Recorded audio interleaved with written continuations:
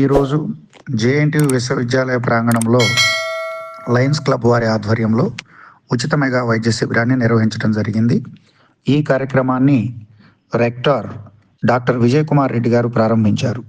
ఈ సందర్భంగా ఆయన మాట్లాడుతూ ఇలాంటి మంచి కార్యక్రమాలను జేఎన్టీయూ ప్రాంగణంలో లయన్స్ క్లబ్ ద్వారా చేపట్టడం చాలా ఆనందించదగ్గ పరిణామం అని, ఈ అవకాశాన్ని జేఎన్టీయూ సిబ్బంది మరియు విద్యార్థులు వినియోగించుకోవాల్సిందిగా కోరారు.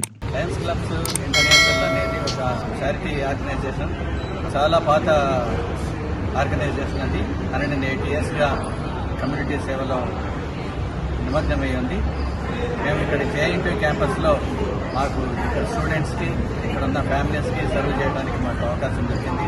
ఇవాళ దాదాపు 10 హాస్పిటల్స్ నుంచి డిఫరెంట్ డాక్టర్స్ని ఇక్కడ పిలిపించి టెస్టులు చేస్తున్నాం. ఇప్పటికే 600 మంది వచ్చారు. ఇంకా కూడా చాలా మంది వస్తారు. మధ్యాహ్నం వరకు మాకు 1000 మందిని ఎక్స్పెక్ట్ చేస్తున్నాము.